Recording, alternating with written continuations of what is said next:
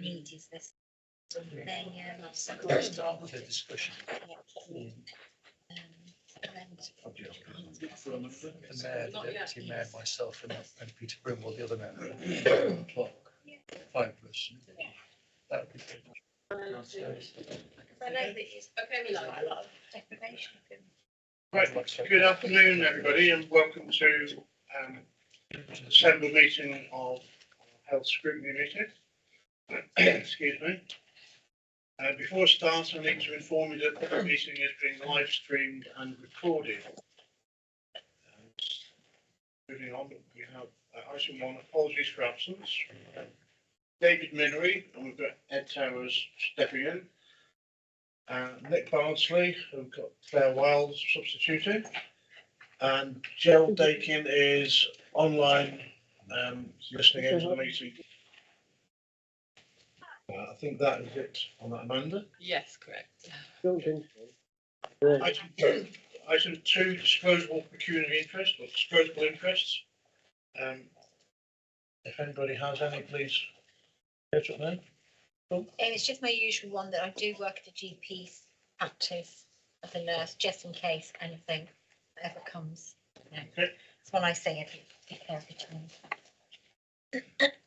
Item 3, minutes of the meeting held on 31st of October. So they have been circulated. Is everyone happy that they are going to go through record? Yes, I propose that. Yeah, thank you. All in favour? Thank you. Item 4, public question time. None. None. Member question time, we have none. None. Item 6, update from joint HOSC. Tom. That's the right button. That'll probably be better. Okay, so in terms of the joint HOSC, the actual meeting of the committee is next Monday.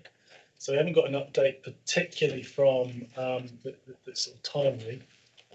We did have a meeting of the committee on I think it was the 9th of November, where one of the main items was on the Ockenden review. So I think overall sense of progress being made within the service, but ongoing further focus. And I know that the joint HOSC meeting, I think in January, will include more focus on what's happening with the staffing within the hospital as well. So that's a quick update on where we were. Looking to next week's meeting, 2 agenda items. One is the item we've got today on the task and finish group report. As it makes its journey through this committee and into the joint HOSC, because the joint HOSC, as I know we've said before now, is the committee that covers the whole of the system. So system-wide topics and issues, the ambulance service, like the hospital services, the Q hospitals. That is the venue where those issues can be picked up more completely with NHS colleagues across the system, so within the ICB as well. And the other agenda item next week, which is equally important for the joint HOSC to focus on, is the interim or integrated strategic strategy, which has been put in place and established at the moment. I think it'll be finalised in the spring, but it's important that it comes through the committee and has that view. So that's it's the strategy which looks across the Shropshire and Cheltenham region area, but has implications for what will be delivered at place level as well in Shropshire. Thank you, Tom. Item 7, we have update from the previous meeting, especially around the health and wellbeing hub. So there were some outstanding questions, Tom. So fire away. Thank you. So we fired off, I should just count out, 8 questions, very particular areas of focus to the ICB following the meeting, primarily around I think it was a single item agenda around the Shrewsbury Health and Wellbeing Hub. We've had responses in to most of those, which we'll circulate to everybody on the committee. This arrived later last week. And the recommendation when we come to, or suggestion when we come to it for the work programming, is that we maintain that as a topic or a focus going forward at the committee meetings. So it might be that you want to discuss the work programmes going forward at the end of this meeting, and that becomes something that you want to pick up in I think it's the 30th of January, the next meeting of the committee. So it just keeps it in focus.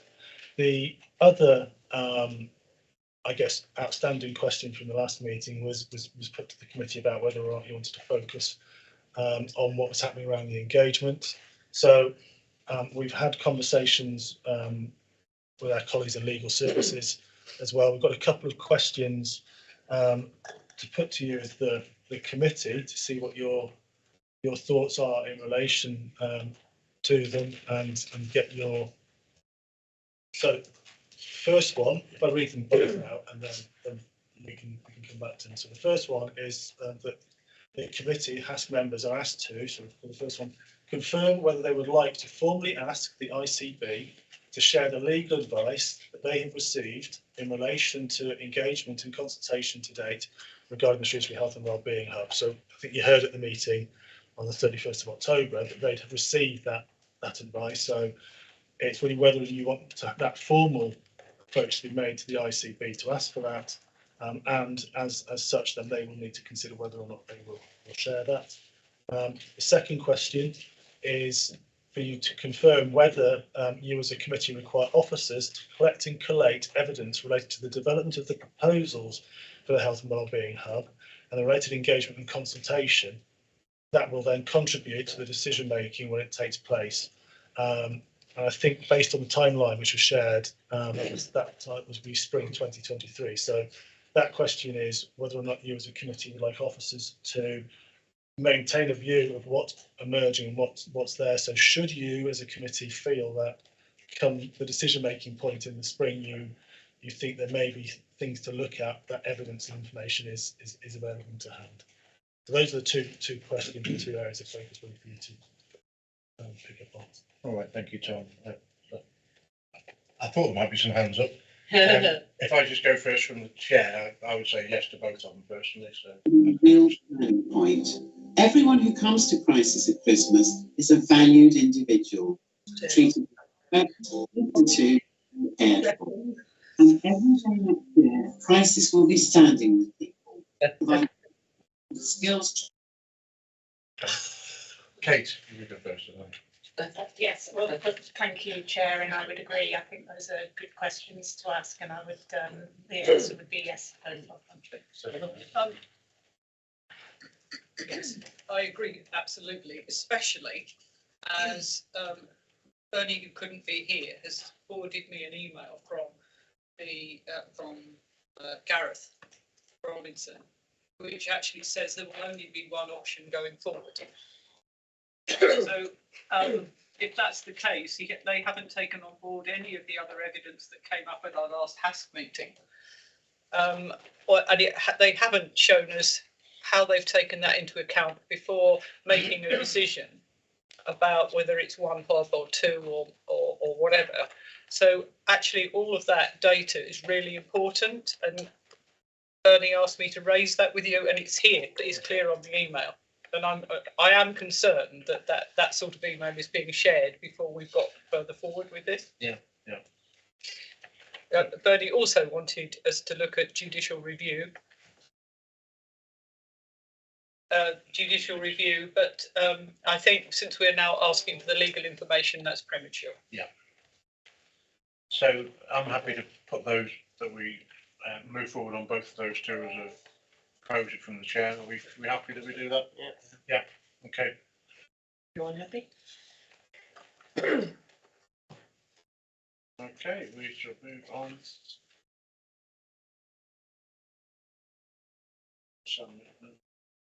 No, not yet. Claire. Right, thank you very much indeed, Mr. Chairman.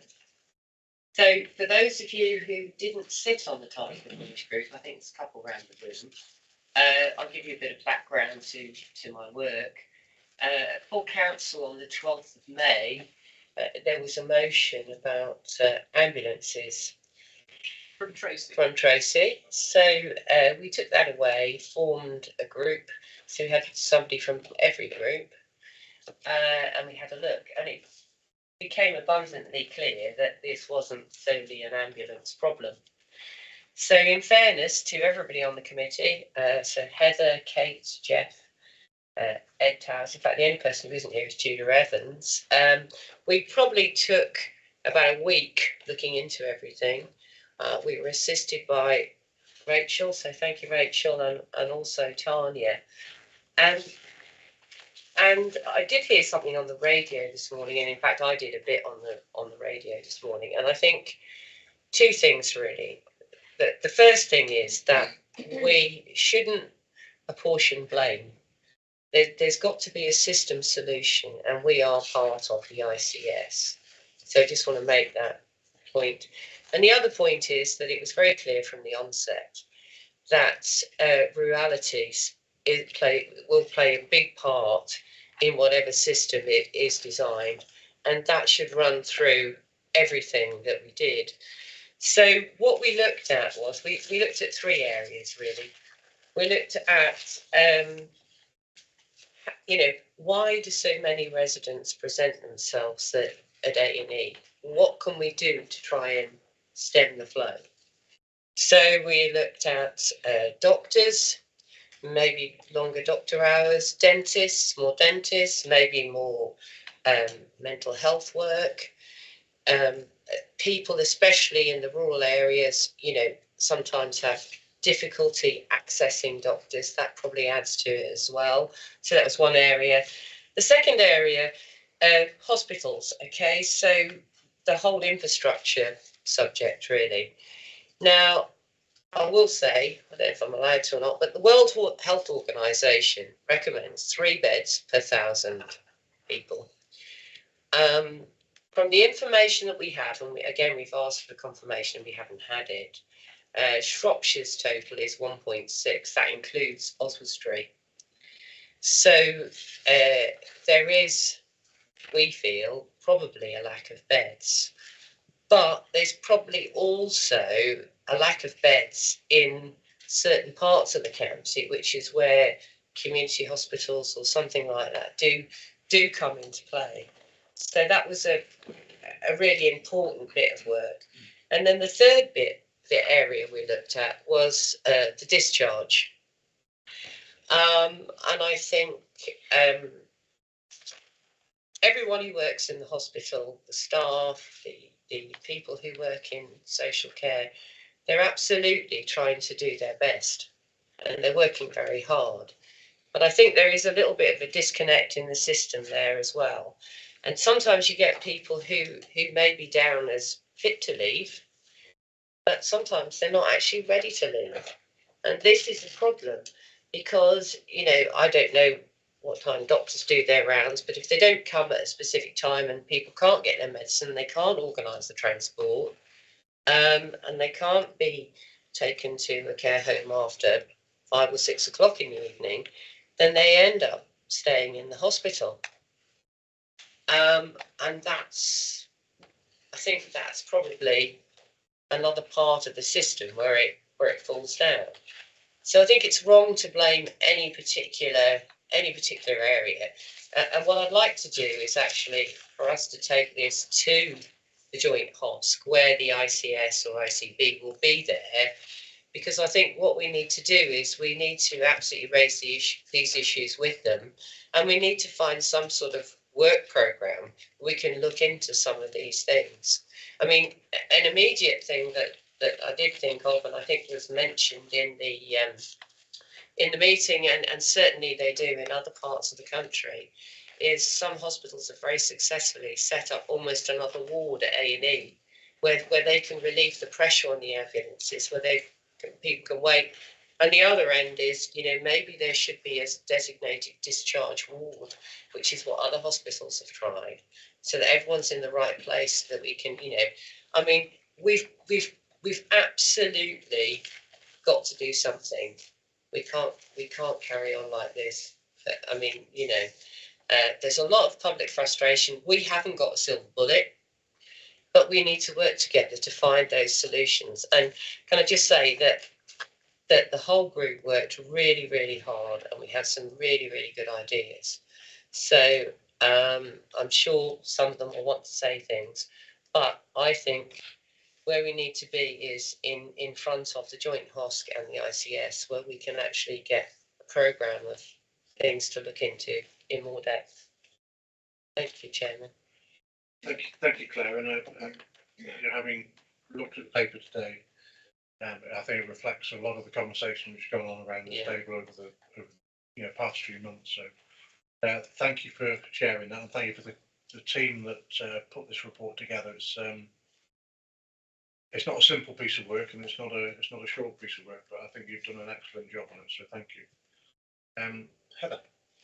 I think there are a few things that I would add, and that actually, through no fault of this council's, we do have a problem with care packages, and it's not the care package. People frequently have the care package in place, but there's nobody to deliver it, and that is a countrywide issue because we just can't get enough carers, and particularly in the southwest.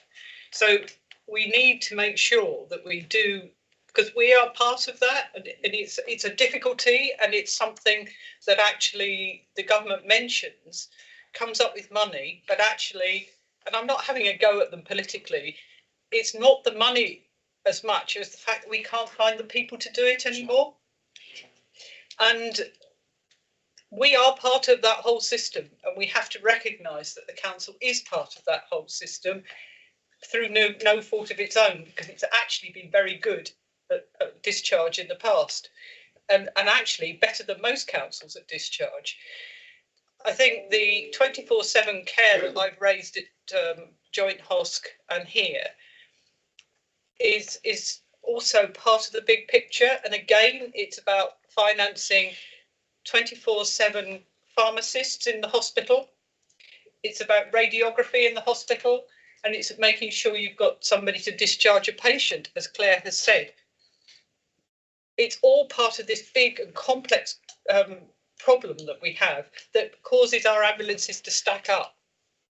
And unless we deal with all of it, we're not actually going to solve any of it, which is why we ended up with the whole report that we've got. There are failures at every stage, and it needs to be taken really seriously. I think the thing that concerned us greatly was when we asked questions of a number of different bodies, we don't get the answers.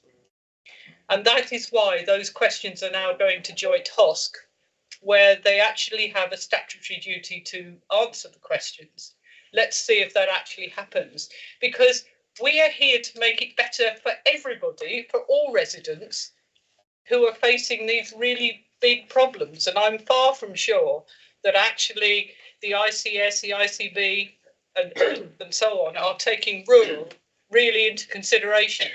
And my conversations around Bishop's Castle Hospital don't fill me with confidence, because they seem to think that dealing with rural southwest Shropshire is Ludlow Hospital. It isn't. That deals with a chunk, but it doesn't deal with most of it. Rural is something that they have not come to terms with, and is pointed out in this report, as is the Fuller report pointed out here. So there are a number of things that the chairman will be aware we do need to get the answers through Joint Hosc, so that we can make a fundamental difference to the people we represent. Okay. Sorry, yeah, can I just come back on one thing? Laura Tyler, who's here today and is reporting the next report, is obviously extremely brave, because I think she's working on a joint commissioning project with the ICS. And the risk of sounding boring, I mean, I do think we need proper performance data. You know, we need to track people from the point of entry to when they leave, and use that. And it's really hard getting that data, but we need to understand all these things that are happening. So I'll just leave it there. So I don't know if Laura wants to say anything at this point or not. It's probably when I present, I think Okay. I'll pick up some of the points I think that have been raised, because it's some of the work that we're doing and working on. Okay, thank you. Can I just come back on that? Yeah, drop out. And I mean, that's exactly the point, but Yeah. there's data from every area we can't get hold of. Yeah. And we're here to help. We're here to help the hospital. We're here to help everybody. And without the data, why are they hiding the data? I just don't understand. So it's actually for everybody to share this so that we all know the problems, so that we can actually find a solution. And that's why we work so hard on this report. As Heather will know, getting information is the, Yeah. is the difficult part of this. Yeah. It certainly seems to be. I've got Gerald with a hand up online. Gerald, You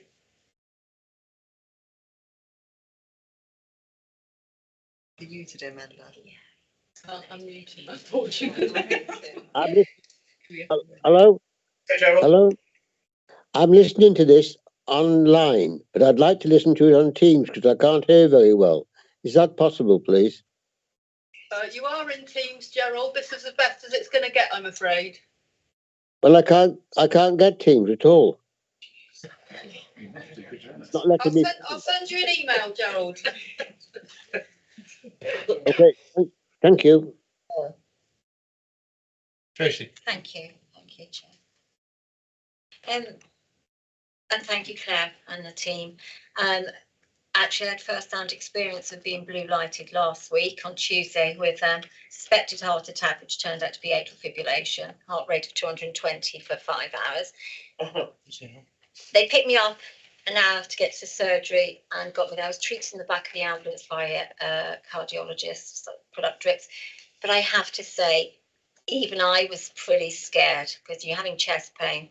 But when you get there, it's like a war zone. It's absolutely terrible. I'm not blaming anyone. And as Heather said, and you've all highlighted, it's the whole system is in shambles. But what I want to concentrate on is our community hospitals. Ludlow is now 27 beds. When I worked there, it was 92. And this is part of our problem. We have nowhere to get patients back to. It was closed for the last 2 weeks because of a flu outbreak, so we're even more vulnerable. And as Tanya knows, I have an instance of a person being an amputee being discharged from Leicester Hospital to the Travel Lodge in Ludlow, and he still resides there. A 62-year-old man, and that's partly because Ludlow Hospital was closed as well. But that's an whole different issue, and we've spoken at length with Tanya's been very helpful sorting that one out. But unless we get the community hospitals right, this is like the bedrock of the acute hospitals. And that's where we have got to concentrate. If we can get those beds open, we can get them out of hospitals, move them through the system. This is part of the problem. We have nowhere for these people to go. And what is even more scary, and I think Heather alluded to this at the last meeting, is in April, I've been told by a very reputable source that our GP contracts could come to an end in our community hospitals. They're due to change in April, and there's 3 proposals on the table to change our community hospitals from having GP beds to being run by a lead consultant who will then draw in other services. Now, this even puts more vulnerability on our community hospitals. Our GPs know our patients. They do much more than just visit the patient once a day and go and do a ward round. They go up, they do gynae care, they do put up lines, drips, they do all, it's much more than that, and they can give that frontline care. I'm really, really nervous about this now being changed to, or possibly, it's not been confirmed, being changed to being run by one lead consultant and then draws in what could be costly services from other areas. It's not going to work. You take our GPs out of our community hospitals, they are the lifeline of our community hospitals. The GPs don't want to be pulled out. They're not asking to be pulled out. And looking at the paperwork from a very reliable source, it's actually going to be more costly to draw in these other services rather than let our GPs have the contract. So that could also lead to what I really, really believe could be the closure of some of our community hospitals. I've spoken to about this before. They're vulnerable now. And if we start going down this road, they'll be more vulnerable. So actually something at some point I'd like to find out a little bit more about that. But what I want to just say is really without our community hospitals, we haven't got anything. We need those to prop up the rest. But I thank you, Claire, for everything, because it's been good to have some finish. Yeah, I was just going to say, I mean, I think in all honesty, there's a whole system problem. That is just one of the many issues. Exactly. Yeah. And what I hope is that the ICS will take on board the report, and we can actually work with them, because we need to come up with a much better system than we've got now. And that's not taking anything away from all the hard work, the dedication and the hard work of all the people involved in the hospitals, and the care professionals as well, who work incredibly hard, but they need a decent system to work within. And so I think, we need to go and get a package, and we need the whole deal, not just bits and pieces, which is what we've done in the past. Thank you. Sure. Thank you. Yeah, and I'd just like to emphasise that important role of primary care as well, in terms of, the public are understandably upset by the situation with ambulances outside hospitals, and that is very much the focus, and quite rightly so. In terms of, the response in the media, etc. But clearly we need to get primary care right, and the prevention and that support prior to coming into hospital. And so that's why I welcome the full system approach of this report. And I do, like others have said, hope that we get the engagement and the figures, because in terms of prevention, we could be doing quite a lot to stop people even needing to go to hospital in the first place, with the right data. And there's also some really interesting innovations in terms of technology, aren't there? The virtual wards. That we've made suggestions in this report about how we may use the current data better, so that we know where the shortfalls are in GP appointments across the system, and not just in individual practices. So I think, there are some good recommendations in this report, in what is a very difficult, we have to be realistic, it's a very difficult situation. There's recruitment problems right across the board, aren't there? It's not just our carers, it's nursing, GPs. This isn't going to be easy, but I hope that there are some things that we can do in these challenging conditions to work together to improve things in Shropshire. Yeah. Tanya and Zen. Thank you, Chair. So just a bit about data. So across the last 12 months, between the local authority and Shropshire Community Health Trust, we've avoided over 700 admissions, which is phenomenal. So it might be an area that the committee may want to pick up on. Likewise, Shropshire Council has increased its number of discharges by 1,000 more patients this year compared to pre-COVID. So despite the national challenges around workforce, which Councillor Kidd has referred to and Laura will speak to in her next paper, we are still discharging many more patients now than we were 3 years ago. And there's a great data slide that Laura will also share later. We are actually supporting many more patients at home, in their own home, than ever before. We know now that we are discharging, on average, per patient coming out of hospital, between 5 and 10 more hours than we were pre-COVID, because patients, for various reasons, are coming out with more complexity.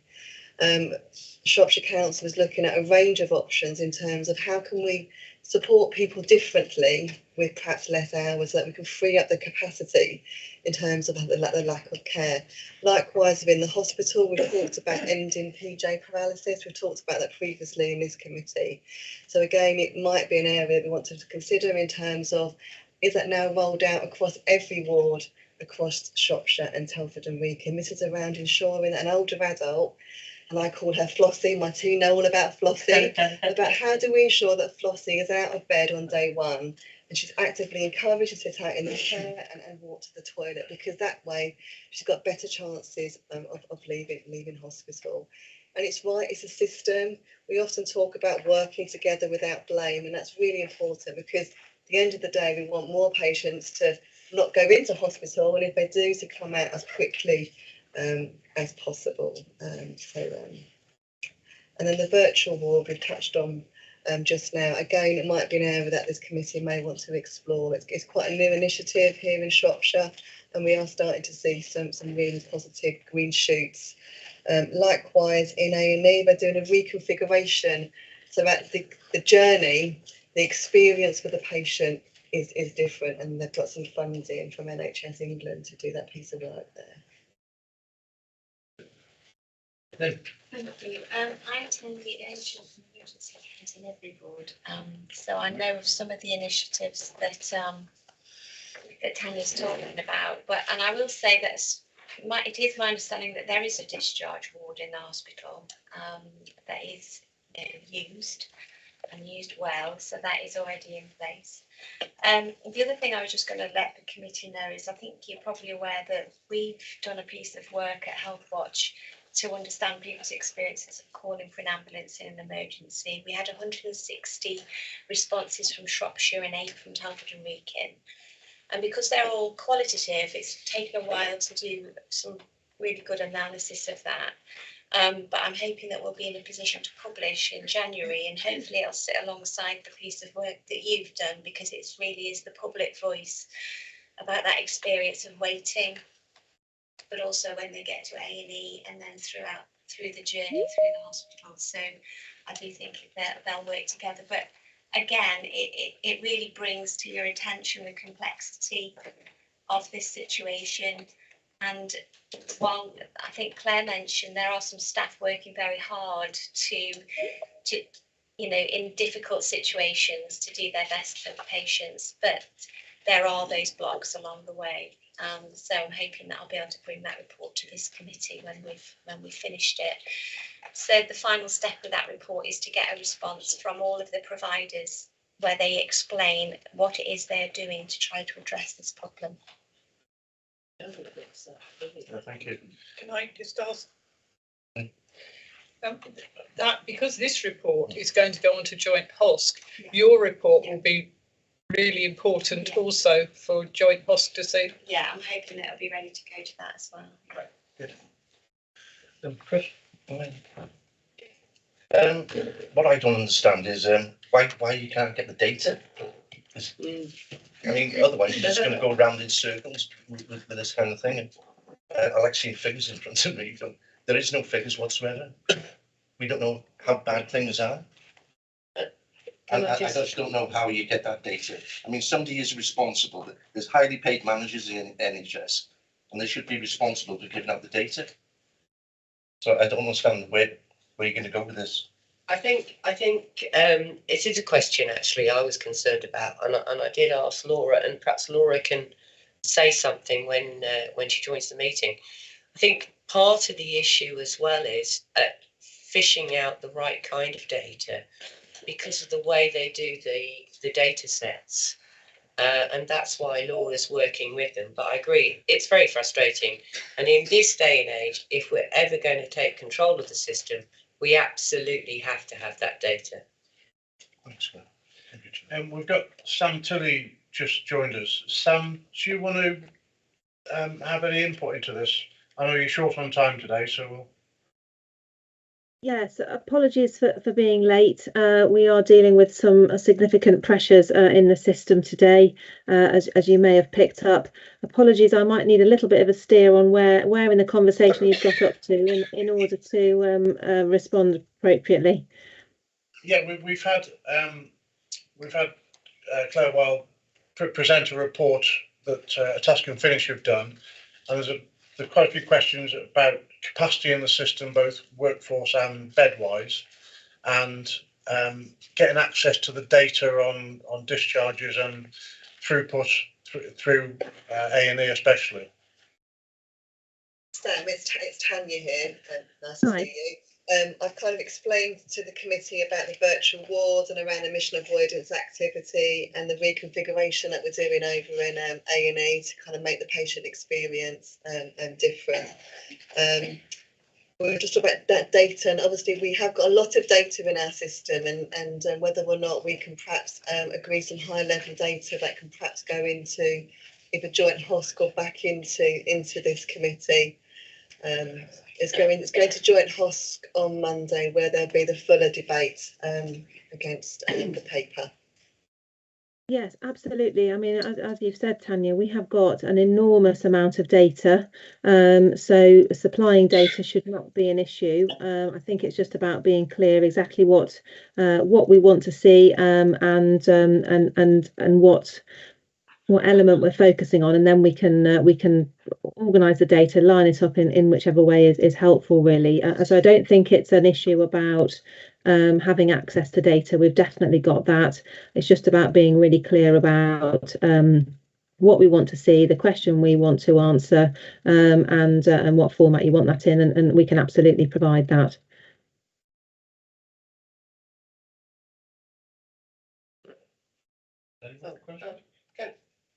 I was just going to say, thank you very much indeed, Sam. Can I send you a list? Or Yes.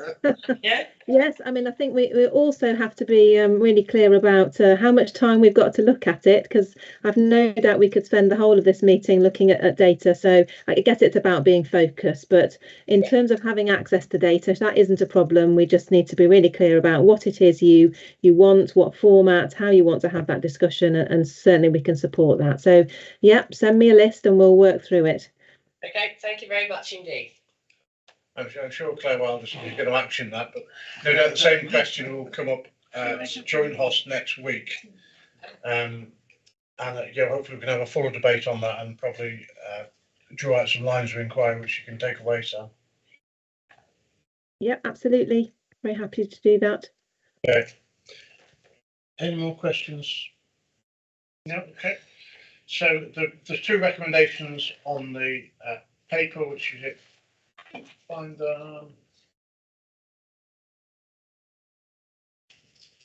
consider and comment on the report, which we've done, and then recommend that the report is presented to joint HOSC. They inform their work programming and identify future topics and agenda items. Joint HOSC is obviously on Monday, so I'm happy that that goes forward. It's already on the agenda anyway. So are we all happy that's getting actioned? Yeah. Okay, thank you. I think the most important thing is that we then get some of those questions answered that we need. So I'm sure we'll all be pressing for that at joint HOSC.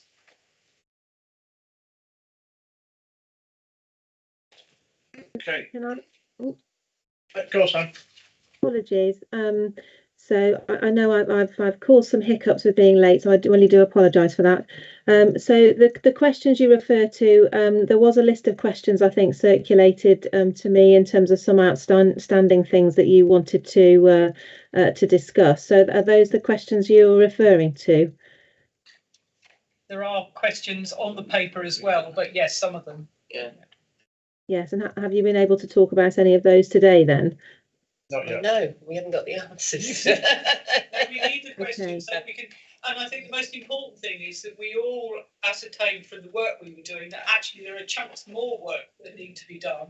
And once it's gone through joint HOSC and we've got some of these answers, then we can refine those extra work areas that probably the task and finish will have to pick up.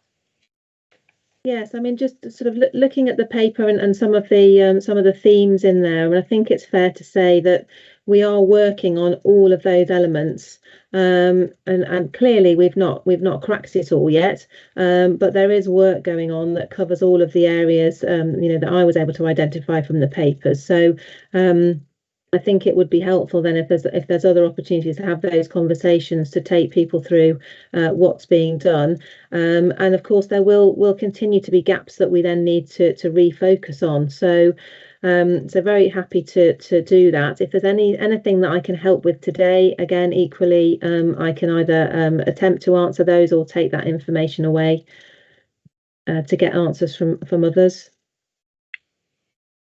I think are you at joint HOSC in person next week, Sam?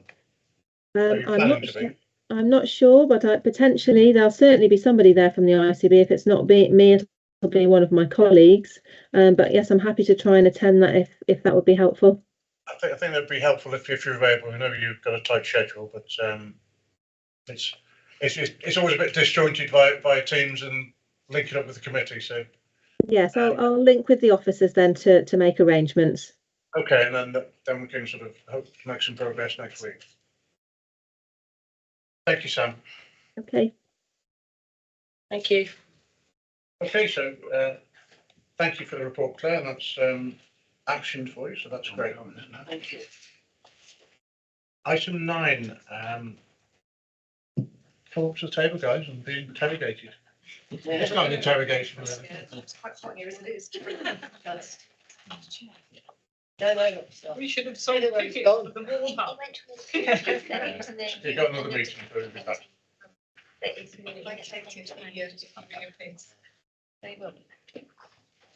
Oh, goodness. Laura and Natalie, the floor is yours. The right hand side, is it? Yes, it's right. She works. Afternoon, all. For those who don't know me, I'm Laura Tyler, Assistant Director for Joint Commissioning, joint role between Shropshire Council and the Shropshire and Telford Region. And afternoon, everybody. I'm Deborah Webster. I'm Service Manager for Commissioning and Governance for the Council. Yeah, just press your. Beg your pardon. Deborah Webster. I'm Service Manager for Commissioning and Governance for Shropshire Council. and just say online, we've got Natalie McFall. She's our Assistant Director for Adult Operations. So if there's anything in relation to that, then I will go to ask my esteemed colleague the answer for in relation to operations.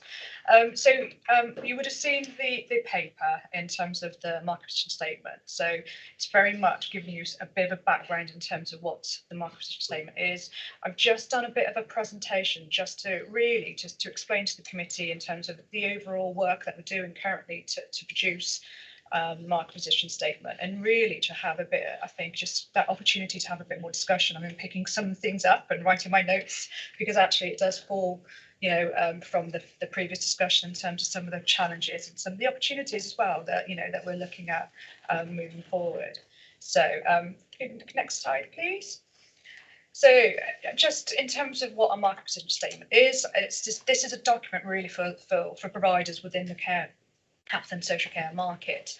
So it's really a document that's identifying our future demand and what we're going to do moving forward. Whilst it might not be a statutory document, it is deemed as really good practice to have something, and so it's evidence that we are fulfilling our duties under the Care Act in managing a market. And it's really, I suppose, previous market position statements, and actually most market position statements across the nationally and regionally are very much people focused. Being a People's Directorate here, in terms of moving forward, we want to do an all ages commissioning piece of work. So it will be much more all age focused and really focused on prevention. And I think you'll see that as we go through, really starting to kind of change that other end of the section where we've been very focused on, crisis response to really upstream early intervention. So what the MPS will do is it will provide an overview of the current market and demographic profile. So we're working up that at the moment, which I'll talk about in a bit. Providing an overview of national and local context and some of the key challenges and opportunities. And clearly the national context is changing constantly. So every time I'm rewriting the opening bit around where we are, so thinking about social care reform is a really good example, where, we were heading towards a social care reform and childcare care reform that would start in October 2023, and that has now been delayed. So that is trying to make sure that we're picking up and moving with some of these challenges continuously. And then obviously the fair cost of care work that we've recently done, we're awaiting further updates in terms of what that may mean for local authorities locally. So it's about providing a link between local plans and commissioning intention. So thinking about how does that fit within the Shropshire plan, thinking about making sure that it fits within the ICS strategy that's currently in development, and we're obviously involved with that. And then really facilitating engagement with providers and stakeholders. So we've got a board that's been overseeing some of this work in terms of its development. Next slide, please. So we know spend across adults and children, particularly the local authority. We know we've got 77% of the total budget. we know that the highest portion of budget is against services for both adults and children, and particularly around residential placements for both adults and children. So if you look at it as collective, the gross figure is in the region of 75 million, which is a significant cost. Have put in brackets there that some of that will be offset against client contributions against the adult budget. And then the second highest cost, which you'd expect, is around domiciliary care, supporting people at home, in the region of 40 million, which again will be offset with client contributions. So quite a, you can see when we go through in terms of what we're trying to do and why we're trying to do it, but significant costs and pressures across both of those sectors. Next slide, please. You might not be able to see that, but I think the lines say enough for themselves, really. So what we've seen, certainly since 2019, certainly before prior pandemic, the costs have been, I think, relatively stable. Since the pandemic has hit, costs have absolutely shot up for nursing care, residential care, and individual service funds. So that individual service funds, it basically means domiciliary care or support at home, so community services. So quite significant costs in terms of even just nursing care there, 28% increase. And we're seeing that a continuously increasing, particularly around the utility costs, petrol costs, all of those elements that obviously that the providers are trying to deal with. I think that's really in line with workforce pressures, which we'll go on to in a minute, but I think workforce particularly is a result of those costs. Next slide, please. So as part of the market position statement, I asked the team to look at the ageing population. Again, apologies if you can't see it, I will send these slides out after if anybody's interested. But that is indicating the change from 2001 in terms of the ageing profile for those 65 plus.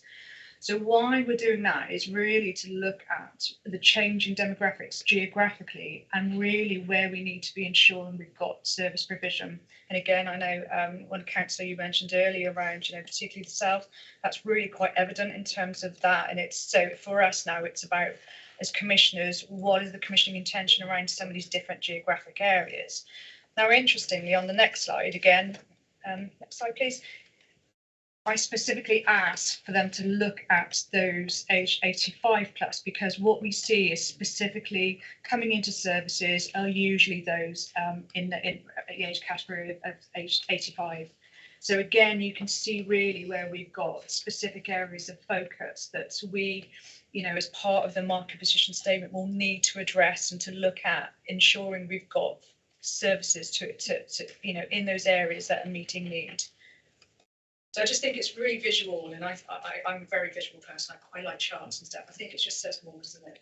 I think it's fascinating that actually Shirehall, Bishop's Castle and Clun divisions are particularly hard hit, and we have no building. None. Yeah, absolutely. And this is why I think, having, when you start looking at that in detail, that is what is going to focus really us as commissioners locally, across both in health and social care around what we need to do in order to respond to the needs in the future. Next slide, please. I mean, I won't go through every single one of these, but I think you've already said it, based upon some of the previous discussion. But delivering services across rural county is difficult and it is expensive. We've got real issues in terms of recruitment and retention.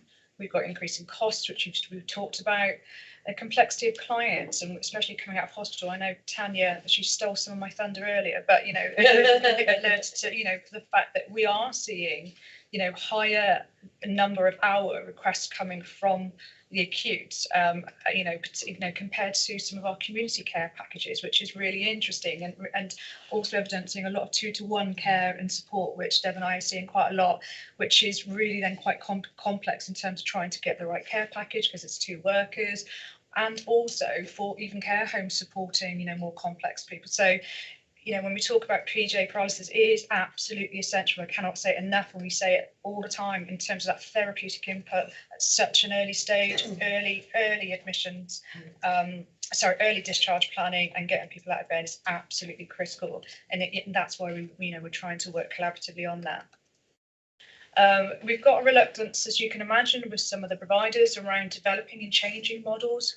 You know, we are seeing that there's a lot of uncertainty. So there are concerns around what does today and tomorrow, let alone the next couple of years bring. So it's about trying to work with our providers who do a fantastic job. You know, they really do, and so dedicated.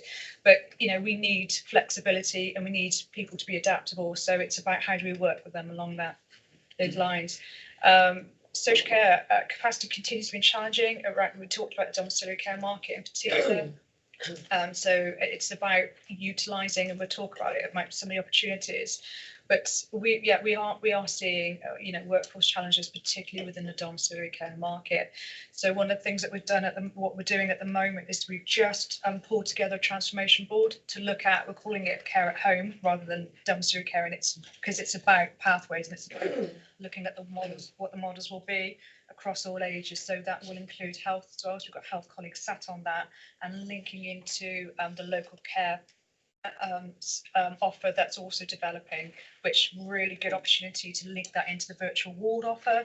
So there's a lot of discussion and work trying to kind of redesign, I suppose, and taking into account that graph and those pictures that I showed you earlier. Next slide, please.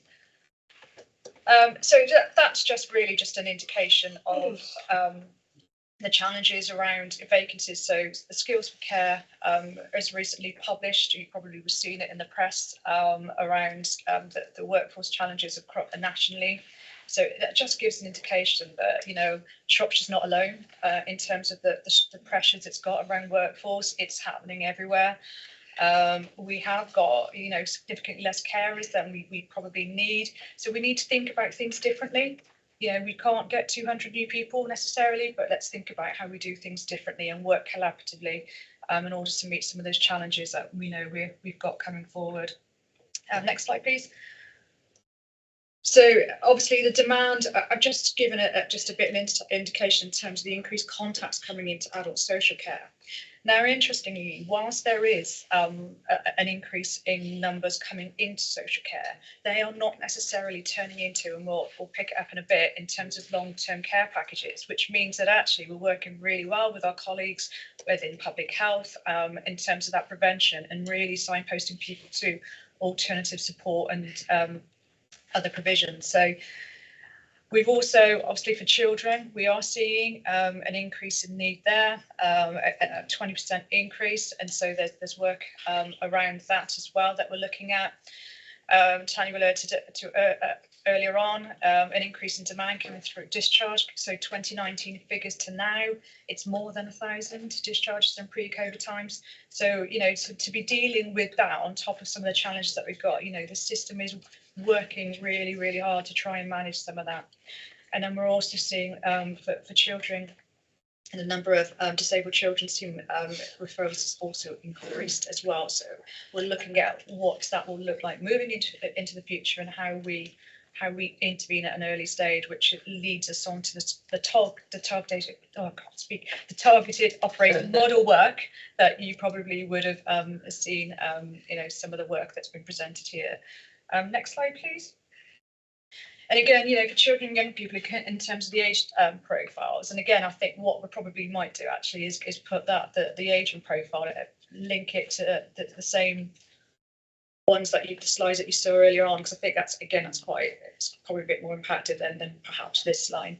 But what we'll see there is the high proportion in their teenage years, and we're certainly seeing that through our SEND cohorts, is that in terms of that support and looking at that transition data is absolutely essential. We get the right accommodation, employment and activity support, their well-being.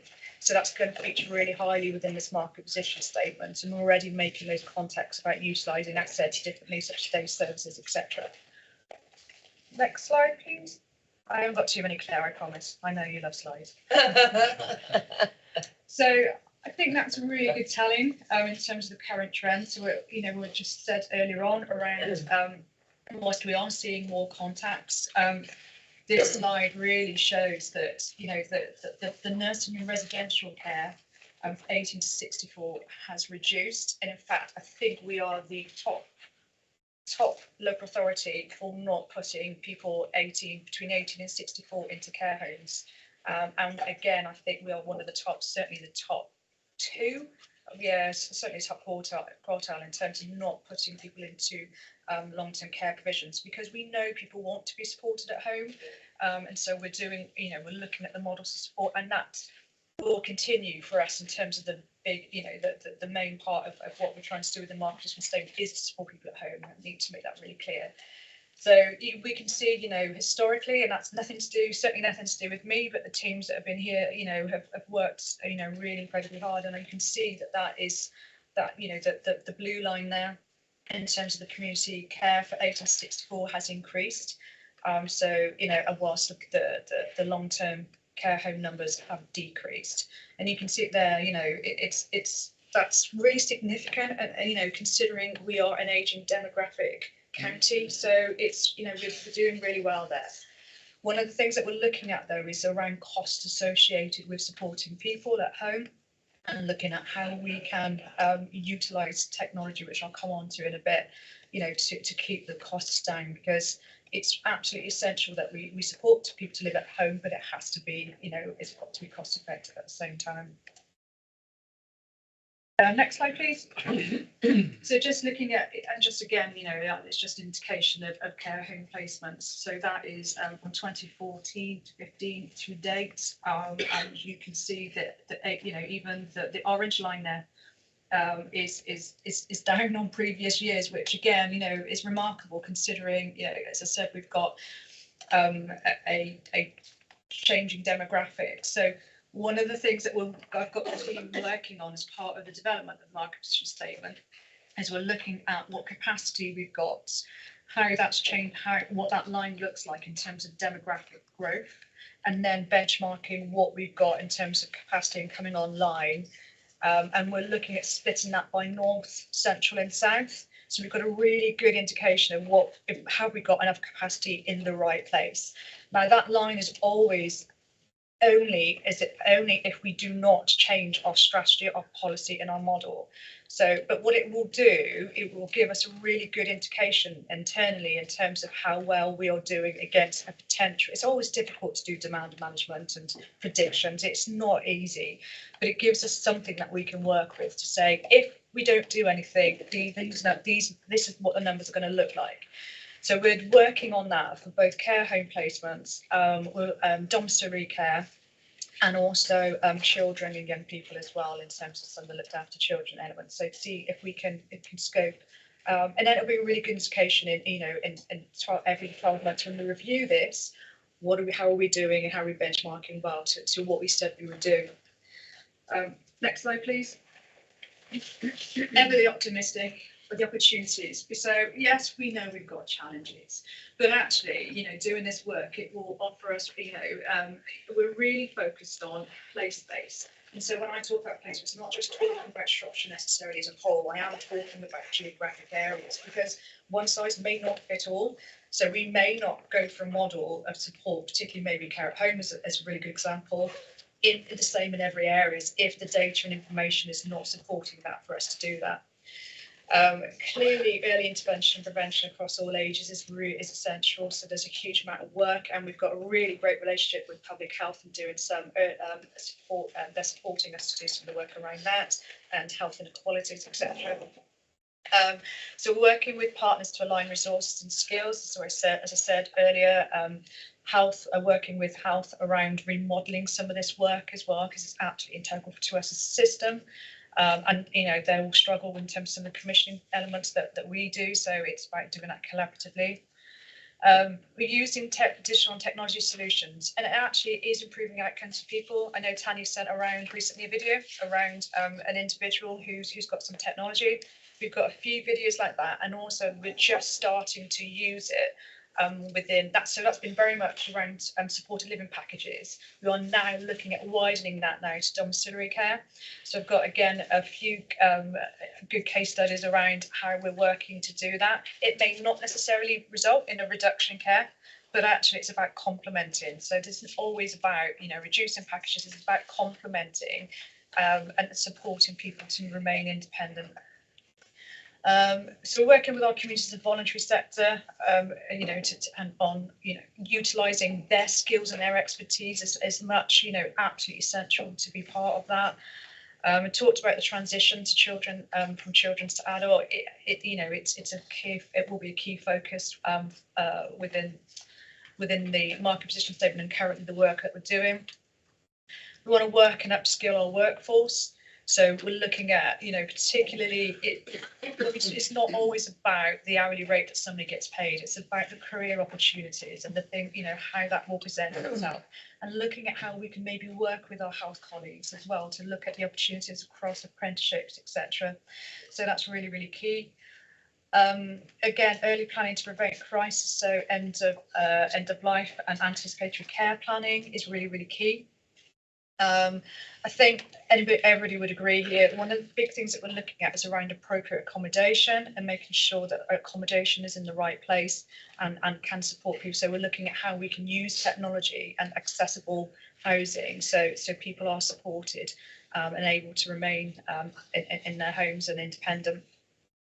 So we talked about the targeted, I'm doing it again, aren't I? Clearly, I've just got a Tom. The targeted operating model work that we're doing is bringing some of those elements together to really focus on that enablement.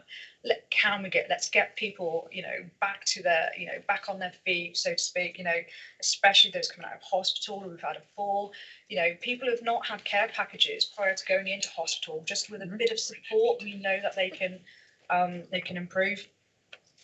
And then really looking at inclusive services. So one of the things around the market statement we're really trying to get across is around getting providers to work in a strength-based approach, and you know, and looking at, you know, these services that are available to people, and rather than putting people into boxes, looking at having accessible services for all. So it's about how do we do that? So again, working across with our colleagues to do that. Oh, next slide, please. So I'm just at the moment in terms of what's coming out, and you know, and you will have a final document that looks hopefully pretty and says, you know, what we needed to say. But essentially, the draft commissioning intentions are up there. You know, so those are the things that, you know, we are seeing from the information that's coming through at the moment, and the focus for us. We can have a discussion at the end as to whether, because really, I think, next slide, please. The discussion is really, you know, to really get the scrutiny's and the committee's view on what the role of the council is in this, to help inform what this strategy is going to look like. So, you know, what is the council's role in terms of it? Is it make or buy? Do we buy? Do we commission?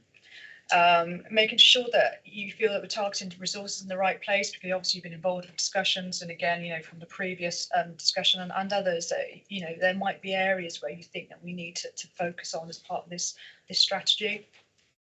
Are the draft commissioning intentions right? Do we need to change them? Do we need more? Do we need to reduce? And really, what else the council can do to support market development and sustainability. So I've just put one last slide, which is really just the timeline, really. So we're obviously trying to work at pace. There's a lot of working with the data just to make sure it's telling us what, and when we're using it in the most appropriate way. So there's a bit more work that we're doing on that. But we're hoping to get a final draft really out for consultation early in the new year. And the intention is, you know, really for cabinets, for a final document to go to cabinet in April next year. So that's the kind of timeline in terms of the documents. But is there anything else I've missed? No, I think it's just it's an opportunity today really to get the committee's view on whether we're heading in the right direction, if we're missing anything particular around our plans for the market position statement, and that being our opportunity to really shape the market for the future to make it do what we need it to do, so that it meets our ambitions in regards targeting support to meet requirements of our demographics, our demand, and our outcome focus for the future. Okay, thank you for that. If I can start, there's obviously a lot of work gone into all this, and you know, it's ongoing as well, and a lot of reliance put upon Tom.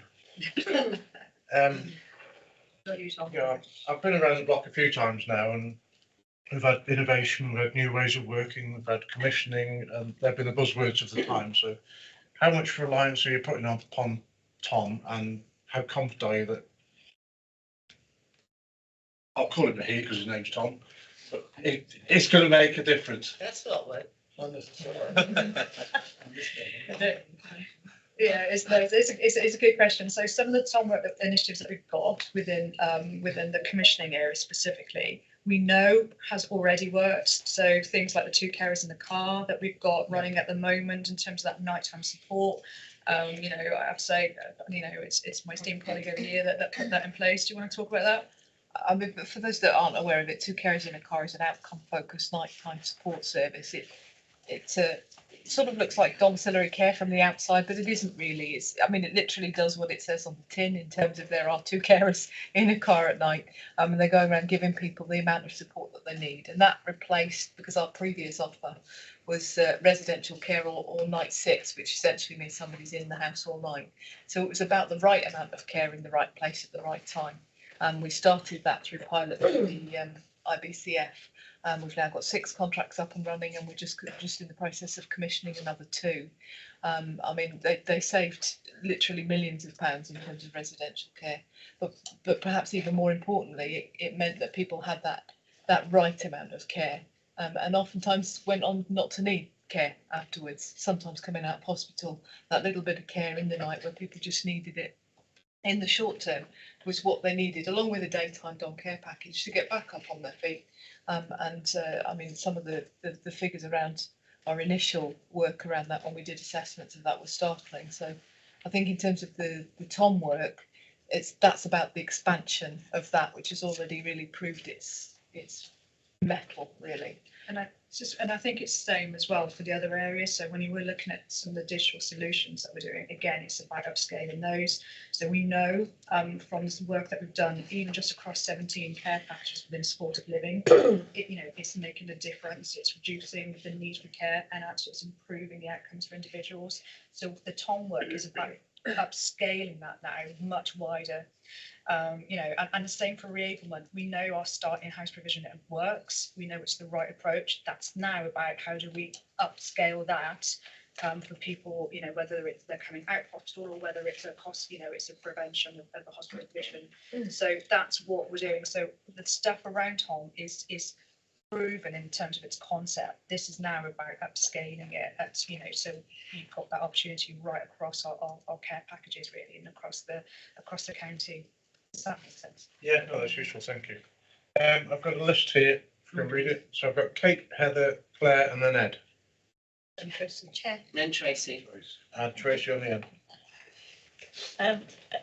Thank you for this report. I really welcome the approach of looking this far ahead. And I also like the fact that you've got children's and adult services together, which is reflecting what we're doing in the council. It's quite stark, and I hope we'll get this presentation as well. Can we have a copy of this afterwards? The mapping in particular, when we began to look at the age profiles, was pretty dramatic, and we've heard Heather talk once or twice on that topic, but it is really interesting to see it in that way. And I guess I am actually a fan of assisted technology and digital solutions, not replacing things, as you've said, but enhancing things. And I'm just aware of the broadband coverage in the areas that are highlighted, the most vivid, warning signs in terms of age. We do have a good broadband team at the council.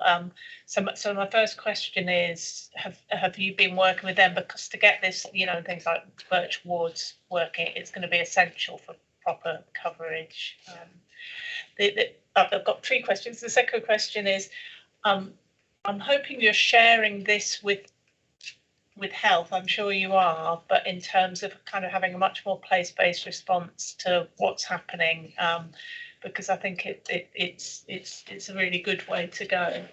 And then my third, I'm not sure if it's a question. Yeah, it probably is a question or a comment. In terms of making work attractive, caring work attractive, and I speak as somebody who was a residential worker for years. I think working for the council would be something that would be attractive. And I know that you're working with a range of really good providers. But I'm just wondering whether expanding some of the kind of in-house care that the council provides, you know, whether it's via apprenticeships, you know, we've got good links with not, you know, the Shrewsbury College, but there's colleges all throughout the county, and actually encouraging people to come into those roles with the council. So I'm just wondering whether you asked how we kind of improve things, whether that's something that you've looked at. Okay, so I'll start by answering the broadband issue. Yes, absolutely connected in with our broadband team, and really have been really supportive actually in terms of some of the technology solutions and rolling that out. So we'll continue to be working with them, and again working across with health. We've got, you know, a little bit of funding to support some of the providers as well around getting some of the care records, you know, up to speed, and really working with them to upskill them as well, because, you know, they're supporting people. So and in terms of place-based response, yes, we're absolutely working with health, particularly around some of the complex care. So we've got what we describe as place-based commissioning, which is very focused on kind of very complex care. So we're looking at how do we work collaboratively, even with and with health and making local authority representative at that meeting, and do we look at joint contracts as an example, and work with maybe, you know, certain providers and work at scale with them. So those are the things that we're looking at the moment. And you know, and it's a really good question in terms of making care work attractive. I mean, we've done so much work, haven't we, within the care sector? We've certainly before I started now around apprenticeships, supporting, and also linking in again with our health colleagues about that. I think that we have looked at it internally, and I think it's something we need to do a bit more work on, if I'm honest, Councillor. And again, I think it's back to that question in terms of the appetite, you know, for the local authority to do that. I think one of the things that we are good as a local authority is that we can move at scale. We're flexible, we're adaptable, things, you know, so there is something about that, whereas you don't necessarily always get that within the market necessarily, although some are fantastic. So I'm not saying that's covers all, but I think where we've got such a high self-funding market across Shropshire that offers opportunity, but also offers a challenge really for local authorities when we're trying to do placements, and when we're trying to, you know, if you've got somebody coming very poorly out of hospital, is a really good example against, you know, a self-funder who may not necessarily need as much support, you know, is a provider, you know, so, but I think there is that question as to, could the local authority do more, you know, as part of that market? You know, I think is something that we're looking at really. Just following up on the question about sort of supporting recruitment as well. We've actually been working quite closely with colleagues in health and the market to host some events. Yeah. We've got some grant funding to Shropshire Partners in Care, who worked with us to fund the Care in the Square events that we've been running, and linking in with the colleges, as you've mentioned. We've got some good links with them. We actually managed to get some grant funding to give providers some money to support paid work experience. So, you know, we could get people from colleges come in, have some paid work experience, because unpaid, it's not that attractive when you're 17 and 18, is it? But we could offer those opportunities. So we've done some work around that. I think there's more to be done there. And we are looking at some other possibilities of whether we can get some grant funding to support recruitment from overseas, because providers are finding there's an upfront cost to recruiting from overseas, and it can amount to as much as £2,000 a person, and providers don't have that kind of funding. So we're looking at what grant opportunities there are to get some support out to the market on that. But yeah, I mean, it's, you know, as you've seen from the slides, 11.1% shortfall in care across the care sector. And we're not as bad as that in Shropshire, to be fair, but yeah, it really is a national problem. So yeah, the more we can do to tackle it locally, the better. Heather. I've got several things, and I'd love to see a map of the shortages of care workers across the county, because I believe that in some areas, certainly the south, we've got a bigger shortage. I think that the rule of thumb, councillor, is the more rural, the shorter they are of carers. Absolutely. Yeah. So anyway, that's an aside. So I went to some of the online training. Sorry. I went to some of the online training around the new Care Act, which was quite interesting.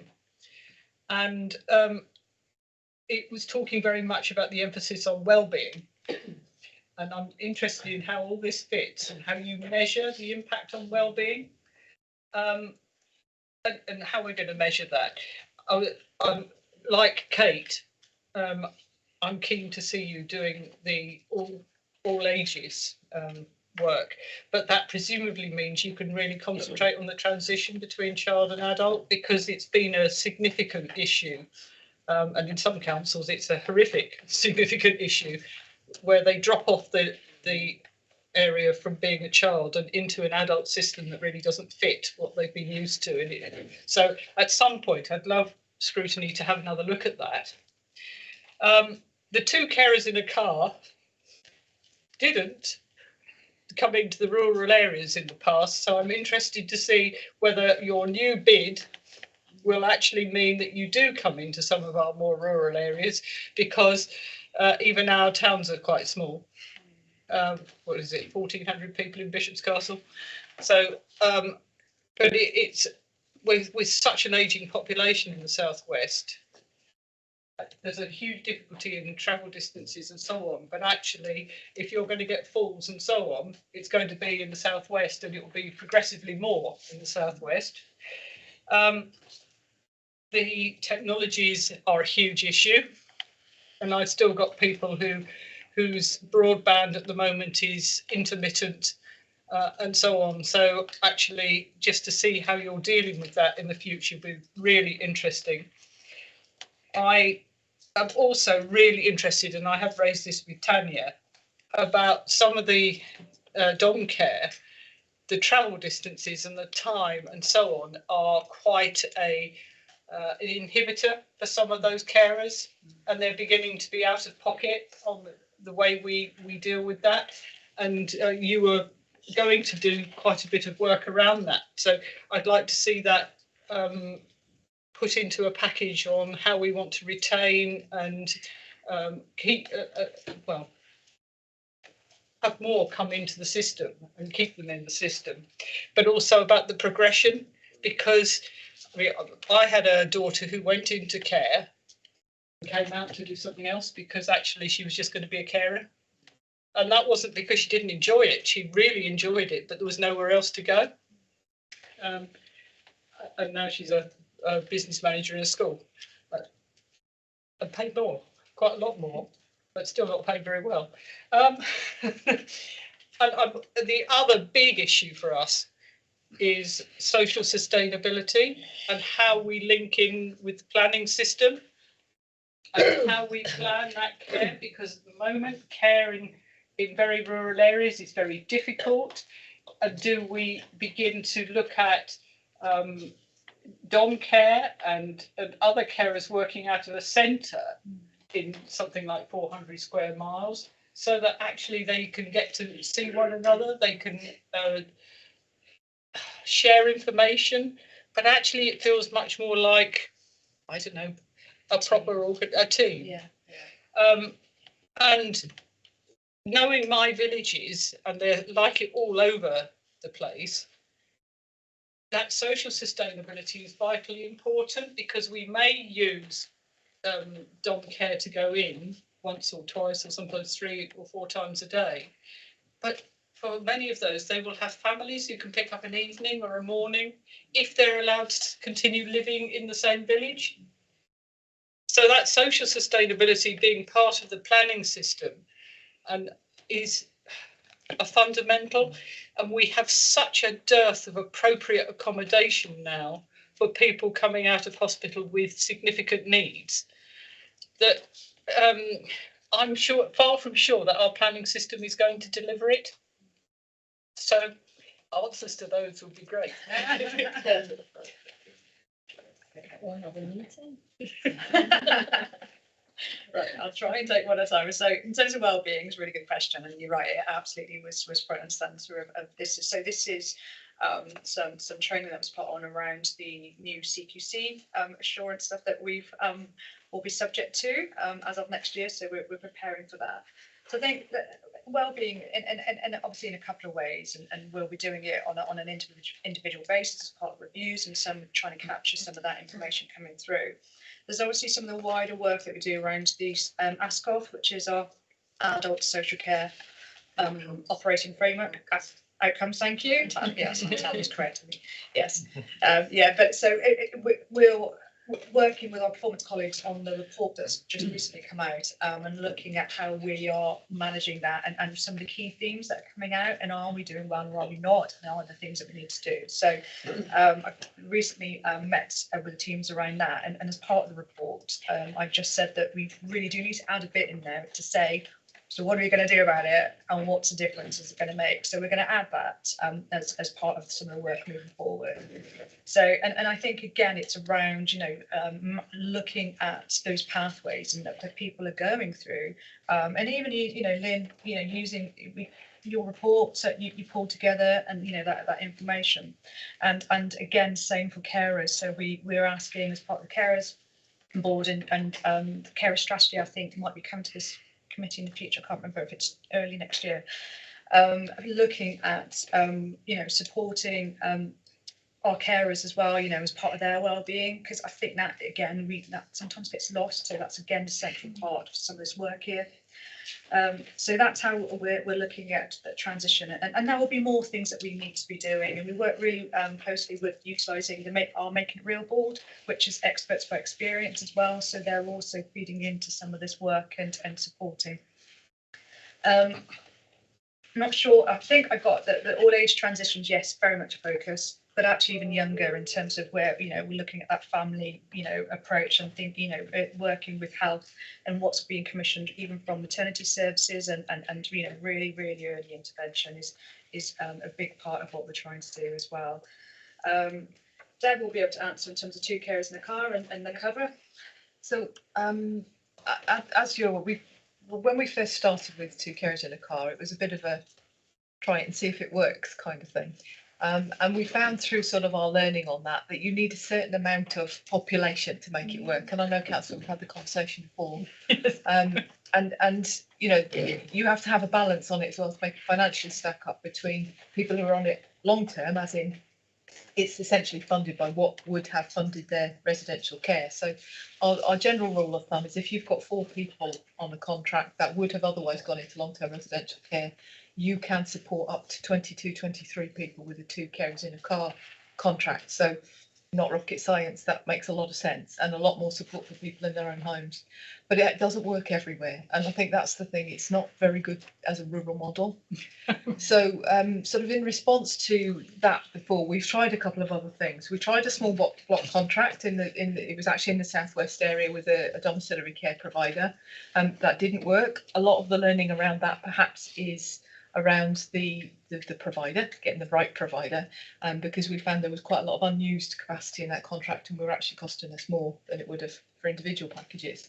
So our next step forward with that in some of the rural areas is talking to care homes who are placed in those areas and looking at how they can flex their registration with CQC, which is a big ask of them, but actually in terms of their sustainability, and coming back to our market position statement, asking providers to flex how they work and build this into their business plans. So, for example, if you have a care home in a rural area and you say to them, can we commission with you a small outreach team from the care home who could provide domiciliary care in the community? Got a lot of advantages, because people actually, if they ended up needing to go into the care home, could already be familiar with their carers, and you've got that flow through. But actually it's getting providers to work in an entirely different way, because generally when they're registered for residential care, nursing care, or a combination of both. There's very few providers who are registered for domiciliary care in the community as well. So it's those conversations next, I think, because we do need a different model for our rural areas. And could that be cross-border? Because for my particular area, you know, some of those care homes that we actually use that could provide that are actually in Wales. Yeah, it's challenging with Powys because they've got a block contract with Shropshire. But absolutely. I mean, I actually used to work for Powys Authority, so we've got some good links into there. So we're happy to have that conversation because it's actually a lot of the provision in the Bishop's Castle area is drawn on by Powys residents, as we found when a lot of the residents who were in Bishop's Castle Hospital when the inpatient beds were open were Powys patients. So yes, it's absolutely the way forward, I think, in terms of that shared responsibility. And I think we've got some good work again to do with our health colleagues. The new 2 carers in a car contracts are 50-50 funded by health. So actually, if we can move forward in that model as well, we share the resource, but we also share the risk in terms of finance. And social sustainability Yeah, and travel. Yeah, you wanted raise an issue for care costs. I think so we've recently, as you know, we were mandated to do a fair cost of care exercise. And I think that's one of the things that we really do need to look at. I talked about it earlier, didn't I, around this care at home transformation board that we set up. We really do need to look at, you know, do we split? And I think we might have talked about it before actually in previous committee around a rural rate and an urban rate and whether we need to go that route. And I see a few nods, and I think if the committee is supportive of that, then I think that's something that we do really need to go back and have a model. And that will form part of those discussions. But I think what I would say is, yes, whilst we do have challenges with rural packages, we also have challenges in the centre as well. So I don't want people thinking or going out here thinking actually it's a rural issue. It is not. And we do have challenges really across the county and various different times for various different reasons. So it's trying to manage that continuously and really have a robust model that is flexible and able to change with that. Now, that might mean that, you know, we've got around 89 domiciliary care providers. That's a lot. It's quite a lot.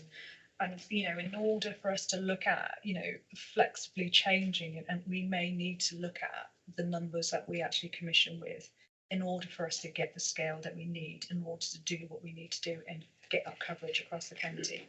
So there might be some really different approaches that, you know, we might be coming back to you to say that as a group, you know, as a transformation board, this is what we're going to propose, and I'm more than happy to bring that back to here in terms of what it is that we're going to propose moving forward, because I think the care at home offer is going to be really, really important in terms of what that might look like. So that won't form part of the market position statement at this time, but it will form part of the work so it will come in a bit later on. So does that fit with the budget? Because yes, it does. Yes, so yes. I've been really pleased to see these items on the financial strategy. Yeah, so the care. So on one as part of the work that we're doing is around the care at home review development work. That's it. That's what we're talking about here. So that will come back to us because there is a lot of savings in here. Yes, there is. Yeah. And so it would be really good for the committee to look at how that's been transformed and how those savings have been achieved. Yeah. I was going to do that on the work programme, but it didn't. Good time. So yes, it's a vital piece of work that we will be doing, acknowledging we're a very rural county, and there's work to do there. Career progression, absolutely, completely agree with you. One of the things that I was at a recent health summit last week. I can't remember what day it is. It's only Monday. We were talking about, you know, the opportunity to look at how we can utilise our workforce and give people the opportunities through apprenticeships to maybe do different settings, including our provider market, local authority, etc. So they get a real good rounded understanding of the system as a whole. And actually, you know, we talk about, you know, I think Tanya, or I'm not sure if Claire said it earlier around that blame. You get away from that because actually everybody understands roles and responsibilities. So I think there's a bit of work and some pilot work that we can do around that. So that's something that we're looking at. But also, again, we were just describing the opportunity to link with the local care offer development that certainly Natalie is involved with, which is around, you know, at a local level, you've got your clinician support, you know, looking at how that links into your multidisciplinary teams. Because I absolutely agree with you on that. I think that team, if you're embedding our providers as part of a team in those areas, you're part of something. And you can see then the potential for, you know, development, and we can work collaboratively on that. So that will form part of really that project brief and what we're trying to do. And then social sustainability and planning. I'm doing a huge amount of work with planning at the moment. One of the things that we've been working, certainly working with them on, is around frontline worker accommodation, because that's what we also need as workforce. You know, technology is not going to replace anything really. You know, that's about supporting, enhancing what we're doing, but we do need, still need a sustainable workforce moving forward. So we're looking at frontline workers policy around that as well. And, we're looking at, we always comment on planning applications that come through, and we're working really closely with on some of the housing strategy work as well. So, and I sit on the housing board with my other colleagues on that. So there's some real good cross conversations around how they can certainly support the People's Directorate and our agenda, and that's continuing as well. Fascinating. I'd like you to check on frontline planners and their decisions. Right, okie dokie. So I'm being interviewed here. I know. No. So I was going to ask you a question. I was going to say to you, so quite clearly, your role is shared with the ICS, and what I understand is you're focused on the adults and the children's part of it. Okay. So my question to you is, what performance data would you like from the whole of the system to make your bit better? Because I can put it on my list. And then I'm serious about that. And then the other bit was, so you said a couple of things when you did your presentation. Yeah, I can see how there's a lot of elderly people in the south. And then you said you want to shape the market. But you can't shape the market because the people shape the market. They are the market. But what I was going to say was, so I think actually Shropshire Council do a lot of, I always get this word wrong, innovative things.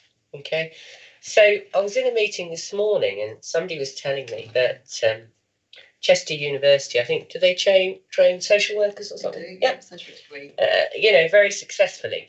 So how about when you said shaping the market? How about a pilot with Chester University on setting up some kind of hub or something in maybe South Shropshire that'll keep the focus for a bit. And actually what you could do is you could actually train the carers that are going to work there through Chester University. You could look after them, pay them quite well, and see what kind of system you can set up yourself down there. Because, like you say, you've got 78 care companies or something. So how about us using, the resources from Chester University's, a couple of postgrads or somebody who's doing a dissertation? How about them, putting something together so you could actually set up your own little hub and use it as an exemplar for the rest of the county, because we are very good at that kind of thing. So we should play to our whatever they're called. We play to our what? Strengths. That's it. That's it. Play to our strengths and actually be innovative and try and have a go at something like that. So it's given me a great idea, Claire. Right. Okay. So this is why I want to bring it. But yeah, no, I think there's something that we could do relatively quickly. So yeah. But based upon that, we've got our in-house joint commissioning team, and we've got Enabled, which support people into employment. So that's on the list too. Yeah, absolutely. Why don't we test it and say to them both? We'll challenge them. I'll challenge them because they're with my team, so we can do this and put them, and say set the hub.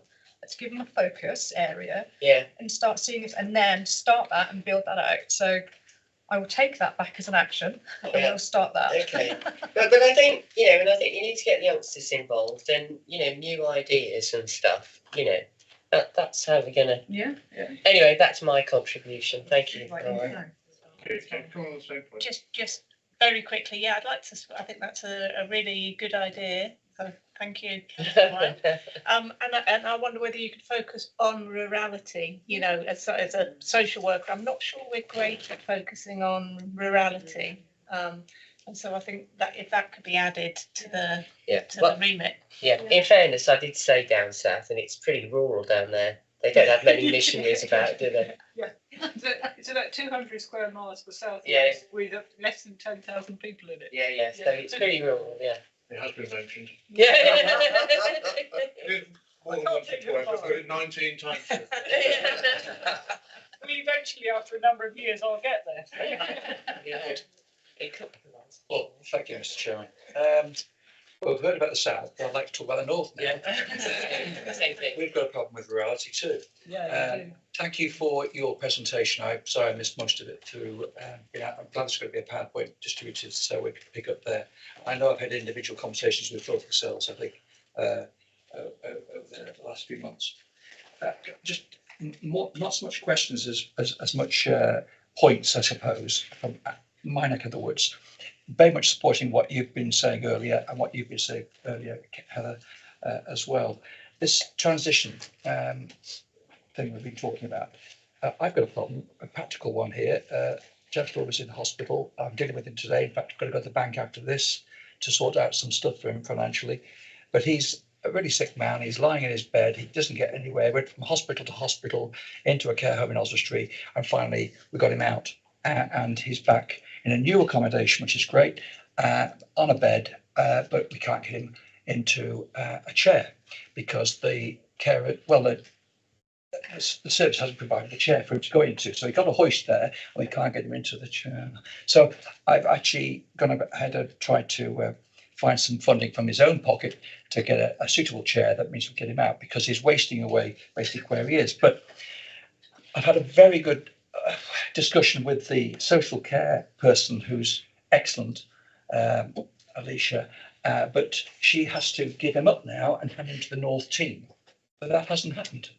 And so he's falling between lots of loops and all these things about washing facilities and chairs and showers and all that sort of stuff. I can't have that conversation. I need to chase up the care team that are looking after him coming in, and I haven't got a social person to talk to check on the quality of the work that they're doing. And of course, you know, you're dealing with these vulnerable people. They come up with mixed stories, and you never know quite you are on a pendulum anyway.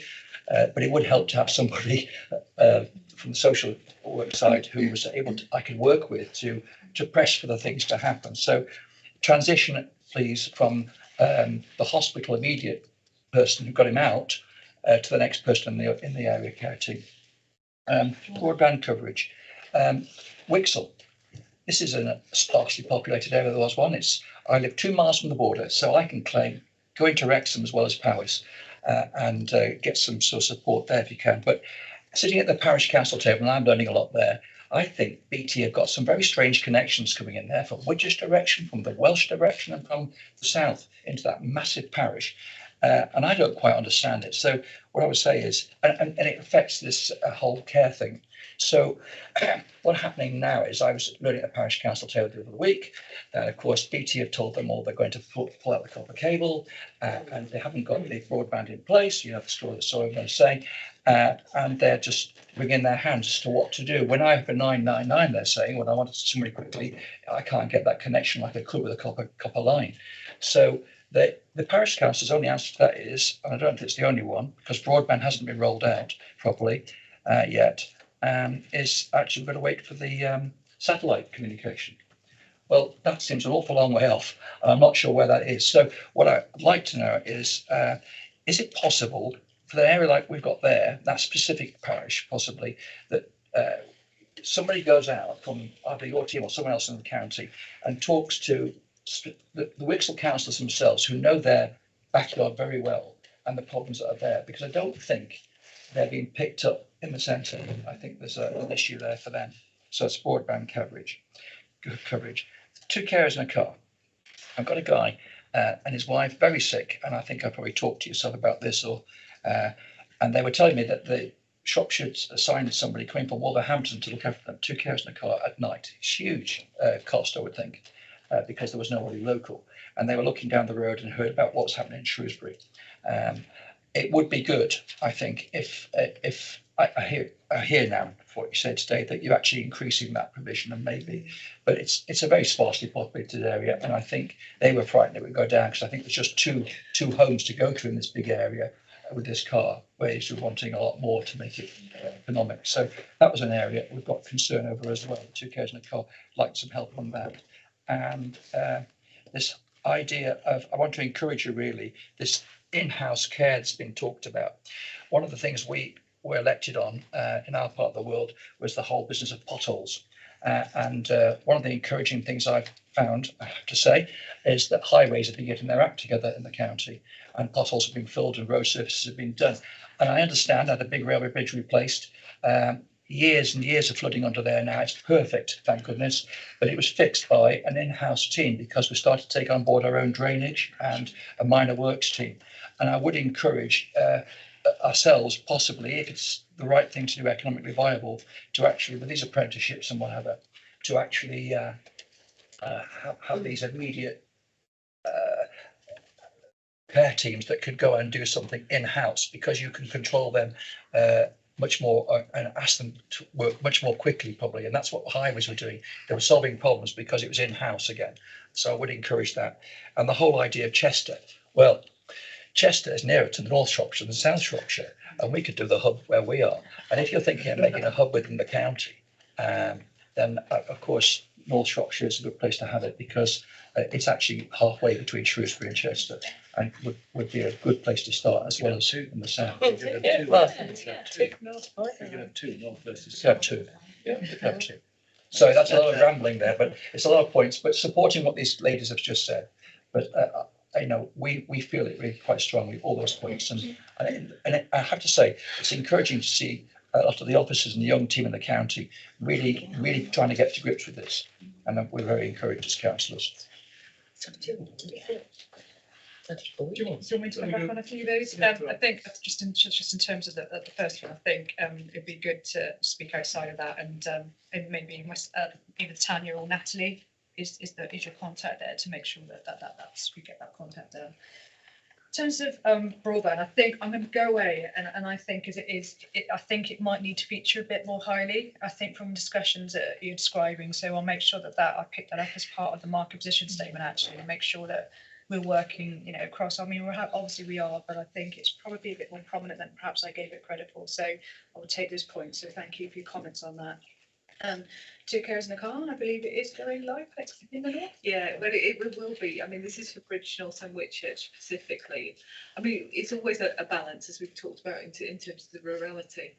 Because if something is 45 minutes out of centre, then we've lost an hour and a half to care. So it is that balance. Yeah, I mean, as soon as they go live, the social work teams are informed, and if they've got people that are suitable for that contract, then they will refer them in to the contract, and they'll be picked up with the new capacity.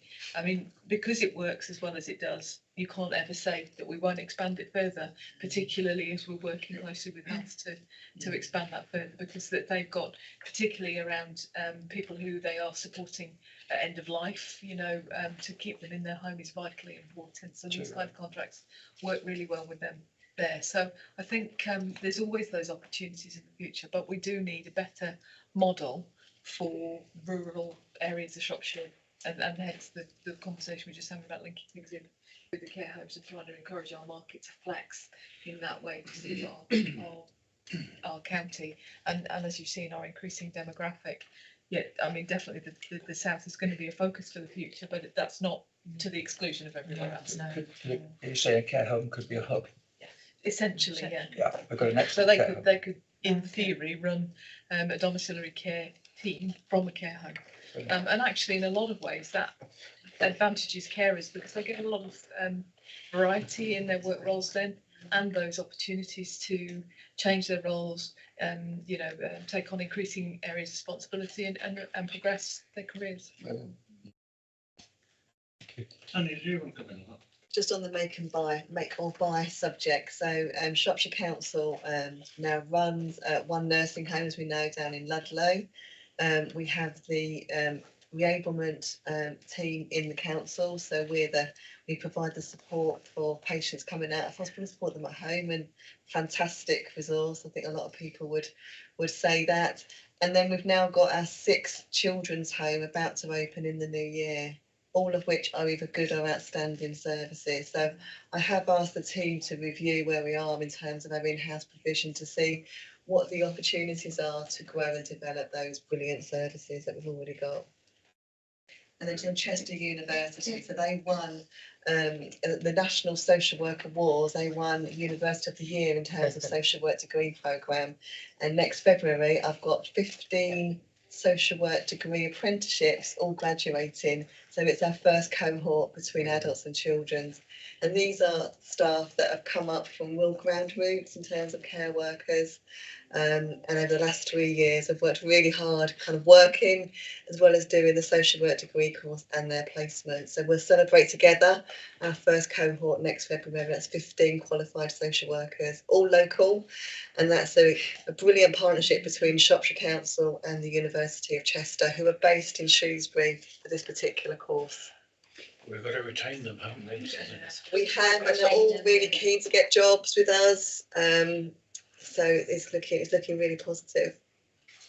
But we don't have any retainment clause on them or Retention. retention clause. That's good. By law, we can't make them stay.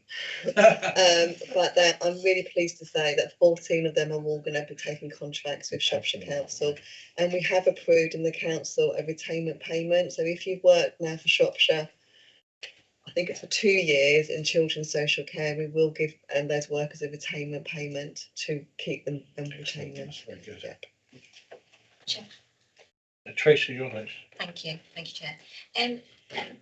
Please, it's not a criticism of the system at all, but I have a case in London which I won't go into because Tanya's well aware of it and I don't need to highlight that. But I have still got someone, an amputee residing, a 62-year-old amputee residing in a travel lodge in Ludlow for 2 weeks now without the right equipment in place. But that's by the by, so we won't go into that. But what I want to highlight is the lack of communication. There seems to be a failure in the communication, not between yourselves and connects as the housing allocation. There is no, this gentleman has applied to go into assisted living in Beach Gardens and it's taken weeks and weeks. And I've probably driven Tanya insane and everyone insane, writing emails after emails after emails, but they weren't linked up between adult social care, housing needs. None of it was linked. So subsequently, this gentleman is now stuck in a travel lodge. His daughter is getting more and more angry about the whole system. She writes emails every day, but something needs to be put in place where there is better communication between Shropshire Council and Connexus And Hereford. It stems from it was Leicester Hospital that discharged this gentleman. So there was a failure throughout the whole lot, but it's the communication thing. Just wanted to highlight that we perhaps could do a little bit better on that, and just make it simpler for. I would say we could do a lot better, Tracy. Well, I was trying to be polite. And I have asked for a full review because the journey started well before we became aware, as we all know. Yes, So I have asked for a review, and our housing team are actively working alongside the family and connections to find a resolution because it's wholly unacceptable and not a position that I'm happy to sit here and talk about. No, and I absolutely share your views. Yes, it was just the communication Yeah, thing. no, completely. It would have helped Yeah. you and I Yeah, and the absolutely. family. Okay. A very quick point just on retention of social workers. A social worker who's worked both for Shropshire Council and for Telford and Weakin Council. I think one of the issues that has come up amongst my colleagues is that Shropshire Council pay social workers quite a bit less than, for example, Telford and Weakin.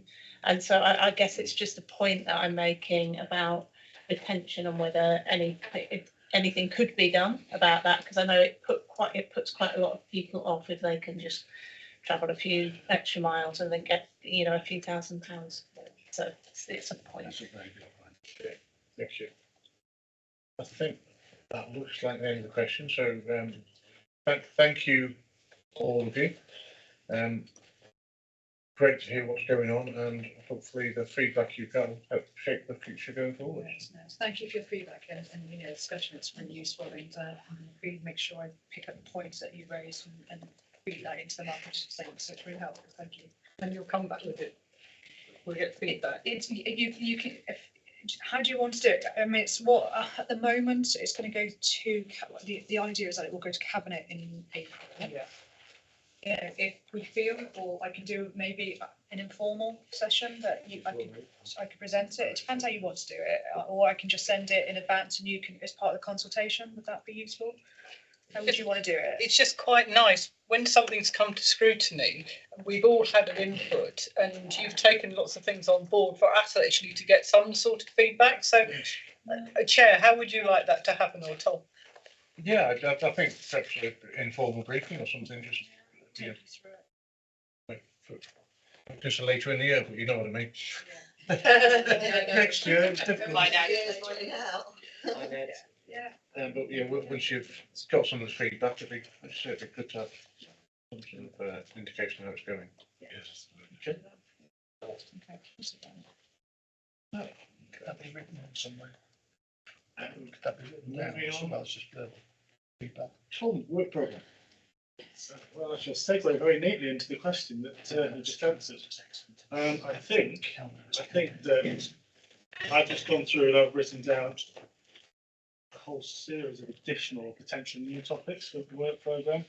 I would recommend that we revisit what we did in the summer, where as a group we look at that informal session. So I think it would be really useful to use that informal session as an opportunity, if we time it right, to pick back up on a market position statement or aspects of the market position statement, because what Deb and Laura have described there is just how wide and how deep it is, but there are particular aspects or elements of that market position statement you'll definitely be more interested in, but I think you'll definitely have more value in. So picking the right points to follow up on the hubs, whether they're north, south, or both around the sort of the workforce development and workforce retention. That would be an interesting one to see where those fit and those land. The balance of that will be: is that going to be an information session, which is this informal briefing, or is that a scrutiny piece, which needs to be back into the committee? So having the conversation as part of the scoping session for the work programme will allow us to set that, have that conversation, and then Laura and Deb know whether they're coming to the scrutiny meeting or they're having a briefing session. At the moment, it feels more like it'll be a briefing session because it's not about scrutinising the progress, it's about understanding what's happening and how that fits. Tom, on that, can I just ask, would that include then the alterations in the budget? Because some of this fits into those budget changes. I think the budget and service plans offer a different focus and perspective for this committee and all committees. I think there's an option to look at how you bring that budget focus back in, potentially at the end of January. So not just what's been described today, but more widely in terms of understanding what's there. That's a piece of work I'm trying to do at the moment. I need to go back through the exec directors with as well. But yes, there's a focus on what are we going to be doing. I guess the question would be then, so what in terms of the budget? What can we do within the budget? What are we changing? How are we focusing it? Other topics to sort of I've got on my list: virtual ward, reconfiguration of A&E. There's a bit in there. We've had this before now. We've talked about topics. That's going to be a bit of a joint HOSP versus HASC. Is that going to be system wide or is that going to be Shropshire only? Community hospitals, the future of community hospitals. That I think is a Shropshire only topic, really. Unless and I think we start that work in the same way as the task and finish group have looked at, starting with the ambulance service and then actually now taking it into the joint HOSC. Start with the community hospitals. Who knows what that might identify, which actually has implications for Telford and Wrekin residents as well, in terms of the changes to the way that provision might work. And I think possibly as well, existing topics on the work programme, so social prescribing. I'd look to Rachel to get a steer on where we are with that and how and where that fits. Carer strategy at the moment, that's in for the new year, but it's not specific because I know that that's in development as well. So it's how that fits timing wise. That's quite important to tie back into the market position statement piece as well, as you've heard as a committee as part of that wider piece. Welsh Air Ambulance, I'll let Heather speak to this one, but this is possibly something that you as a committee might want to consider using your power as the Shropshire Health and Abuse Scrutiny Committee to understand and look at their rural proofing. Again, it's come up again now. There are different aspects that we've covered, but the plan has been that we pick that up in March, April. Timing will look backwards. So again, to you as members, we can have the conversation. We'll do the scoping piece, but for the work programme. But just start to think about what are the types of examples and evidence that you think would be good examples of rural proofing, or things we need to be drawing attention to focus on it in the future. So there's a lot there from the work programme perspective. It's a bit of an empty or a bit of a blank canvas for us to work from. The only thing I would say is obviously the Shrewsbury Health and Wellbeing Hub is still there as a running topic or area of focus as we proceed with it. But Chris. I think I mentioned a while ago, Tom, about vaping with young children in Shropshire. Yeah, I've got it on my. I haven't got a date for it. I have it on my list. I have carer strategy, vaping, and the drug and alcohol strategy. Because I think it's a major thing that with young people. I don't know if anybody else has noticed, but the amount of children that are smoking these vapes when it's an unknown quantity of the damage it's actually doing to them. Yeah. Let me have a conversation with Rachel, because it might be that actually the starting point for something like that is more of an informal briefing to all members, and then if there's an issue to apply scrutiny time to, then we can look at that. But yeah, we will. It's not been lost, Chris. Okay, Heather. On the Welsh Air Ambulance, they have been very poor at actually putting data out. The Welsh Air Ambulance, and I've been to talk to the crews with Ruth and Nigel. They come, the nearest air ambulance is called, and so for much of the rural parts of Shropshire, the one that's there gets called, and it's often the Welsh Air Ambulance. And when we needed a Welsh Air Ambulance from Welshpool, because of an severe asthma attack, the first one they called was Welshpool. It wasn't available, so they then had to go to Cosford. Cosford was out of a road traffic accident, so we had to have one from Gloucester, which was 45 minutes away. If they take the Welshpool Air Ambulance, that cross-border cover, and we cover, the Cosford one covers the other side of the border too, and they won't release the data on any of that. They have already gone out to procurement and have some preferred sites, which are North Wales. So there will be nothing between the South Wales and North Wales. And it will take them 20 minutes just to get down to Mid Wales. Again, we have a rural proofing issue here because the whole of Mid Wales has low populations, and actually they're just concentrating on populations yet again, but forgetting about the English side of the border, which I can see our air ambulance having to pick up more often. So they've been very difficult about all sorts of different things, but literally that's what the crews told me. They will go to wherever, and it's frequently outside of the border. They are going out now, they tell me, to public consultation on the 9th of January. So I would be grateful if we can ask them to come and do some sort of presentation at the next scrutiny committee, because I think it's important that they realise this is not just about Wales. Both my parishes give money to the Welsh Air Ambulance. Many of my communities raise money. In fact, one did last week because a gentleman died of heart failure and they'd had the Welsh Air Ambulance. They raised £600 for it just last week. And they're shocked now My pubs often do it. It's a real issue along the border, and these people will stop raising money for the Welshire ambulance, which may in fact go well with Cosford, but that's not the point. It's about coverage. So I'd be really grateful if we can at least try and call them to account, and if they won't come, and they have been very difficult even with Powys County Council, with data and so on, that actually we take part in the consultation, because it isn't just for us, it's for North Shropshire too, because it services all the way along the border into Oswestry and so on. Okay. Is that enough to go on, Tom? Oh, I'd say so, yeah.